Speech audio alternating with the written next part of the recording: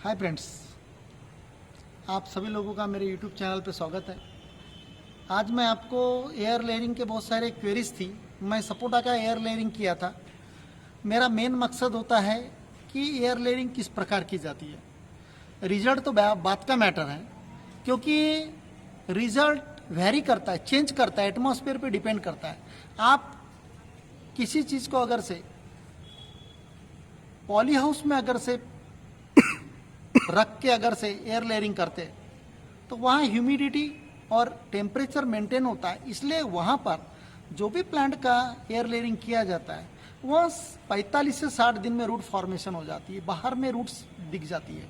आप जो बांधते हैं स्पोगनम मास हो या कोकोपीट हो या सॉइल प्लस कंपोस्ट हो, इनका मिक्सचर करके जो बांधते हैं उसका रिजल्ट आपको 45-60 दिन में भरपूर रूट्स फॉर्म हो जाती है। दूसरी चीज़, हम जो ओपन एटमॉस्फेयर में जहाँ पर भी जून जुलाई मंथ में बांधते हैं, एयर लेयरिंग करते हैं, तो मैं जैसे आपको बताया कि 60 से 90 दिन।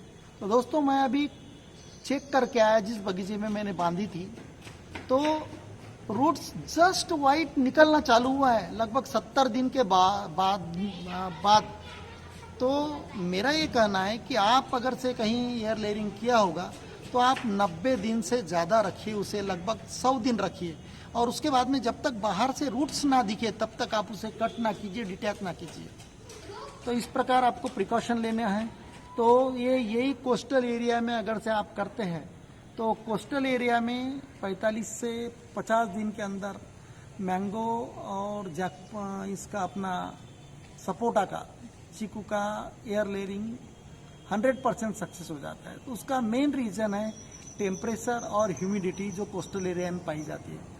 तो हर एरिया में एयर लेयरिंग के जो डेज रहते हैं अलग अलग होते हैं। अभी एक हमारे मित्र सांगली सातारा से, उन्होंने एयर लेयरिंग की थी, उन्हें 30 दिन में ही नींबू का एयर लेयरिंग 100% सक्सेस हो गया। तो टेम्परेचर को ध्यान में रखते हुए यहाँ वेरी हो सकता है, चेंज हो सकता है, इसलिए जिस एरिया में रूट्स फॉर्म नहीं हुई है। और दूसरी चीज़ और एक स्पेशल बताना चाहूँगा कि और एक आज एक बंदे से हमारी बात हुई, उन्होंने एयर लेयरिंग की। उनके एयर लेयरिंग में उन्होंने 3 चीज़ें मिक्स की गावा के इसमें। सिनेमन पाउडर, जो जिसे कलमी कहते हैं, जो मसाले का लकड़ी है उसका, एलोवेरा जेल और हनी, ये तीनों, मध शहद जिसे का, तीनों का मिक्सचर करके उन्हें एयर लेयरिंग किया उन्होंने। तो उन्हें रिजल्ट बहुत अच्छा मिला, और उसी के जगह उन्होंने दूसरे पौधे पे जो रूटिंग हार्मोन है वह इस्तेमाल किया, उसका रिजल्ट 0 मिला। तो इसलिए आप अगर से नेचुरल अगर से रूटिंग हार्मोन करके आप एलोवेरा का जेल, सिनेमन पाउडर पीस के उसे, और जो शहद है, या तीनों का मिक्सचर करके आप कटिंग पार्ट पे लगाते हैं तो आपको रूट्स जल्दी फॉर्म होते हैं। इस प्रकार हमारे एक सब्सक्राइबर ने आज ही मुझसे बात की। तो दोस्तों, इसको इस्तेमाल करके देखिएगा नेक्स्ट एयर लेयरिंग में आप। तो दोस्तों, और एक हमारे एक सब्सक्राइबर है जो हरियाणा से बिलोंग करते हैं, उन्हें तो मात्र 20 दिन में इतनी सारी रूट्स फॉर्म हो गई गावा पे।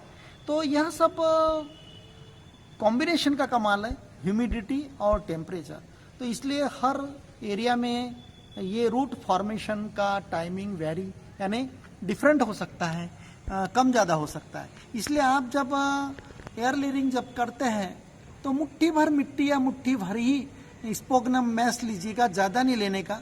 रूट्स फॉर्म होने के बाद में रूट्स आपको ट्रांसपेरेंट झिल्ली से चिपकी हुई मिलेगी, तो तभी कट करने का। और एक प्रिकॉशन की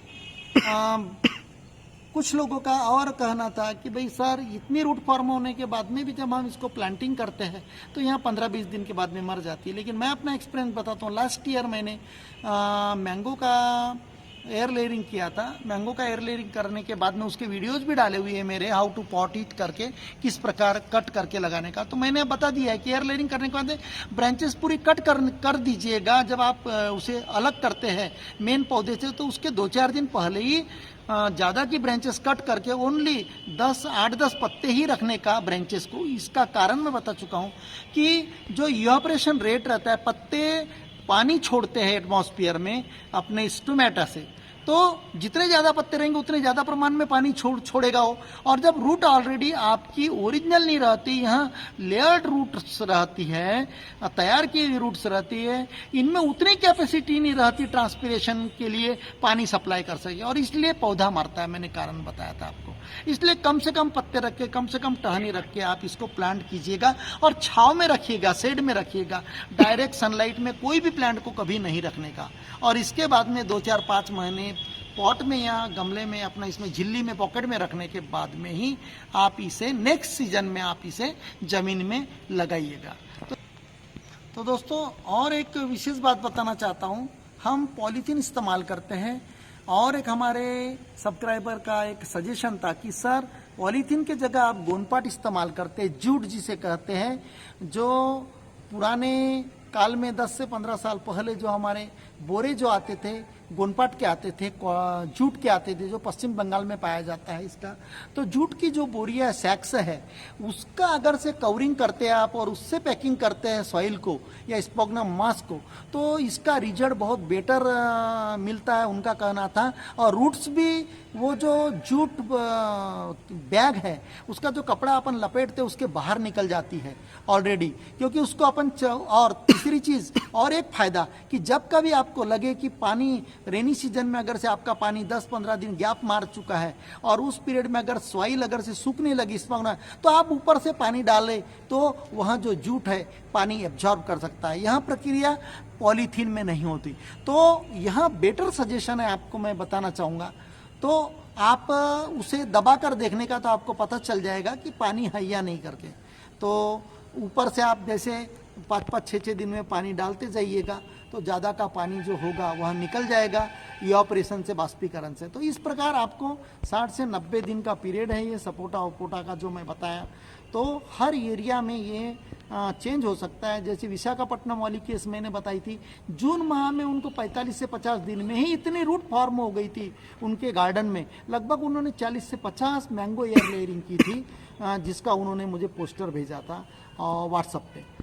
तो दोस्तों, और मेरिट डिमेरिट्स, फायदे और नुकसान मैं बताना चाहता हूँ। कंपैरिजन, सीड से प्लांट तैयार करके उस पर अगर से अपन वी ग्राफ्टिंग या आई ग्राफ्टिंग करते हैं या पैच ग्राफ्टिंग करते हैं, इसका जो पौधा है उसका लॉन्ग टर्म एज रहता है, ज़्यादा दिन वहाँ चलता है, एक ख्याल में रखिएगा। और एयर लेयरिंग के पौधे जो है, या तो कटिंग के जो पौधे, इनका एज आयु ज़्यादा नहीं होता है, एक ख्याल में रखिएगा। और जो ड्राई लैंड एरिया है जहाँ पर पानी की कमतरता पाई जाती है, ऐसे एरिया में यहाँ पौधे सूख जाते हैं, यहाँ ज़्यादा दिन तक टिक नहीं पाता। लेकिन अभी टिबक सिंचन और जो इरिगेशन की फैसिलिटीज हो गई, तो एयर लेयरिंग के भी पौधे को आप ड्रिप इरिगेशन लगाकर आप उन्हाले में इनको मरने से बचा सकते हैं। इस प्रकार आप यहाँ खेती कोई भी एयर लेयरिंग वाली भी आप कर सकते हैं। लेकिन मेरा एक ओपिनियन होगा, हो सके तो आप वी ग्राफ्टिंग, आई ग्राफ्टिंग के ही पौधे, जो देसी पौधे पे ग्राफ्टेड पौधे मिलते हैं, उनका ही उपयोग ज़्यादा से ज़्यादा प्रमाण में कीजिए। यहाँ मेरा सजेशन होगा। आपने यहाँ वीडियो केयरफुली देखा, इसलिए आप सभी लोगों को थैंक यू। और अगर यहाँ वीडियो पसंद आया हो तो लाइक कीजिएगा, सब्सक्राइब कीजिएगा और बेल आइकन को क्लिक कीजिएगा, ताकि आपको नए नए नोटिफिकेशन मिलते रहे। Thank you.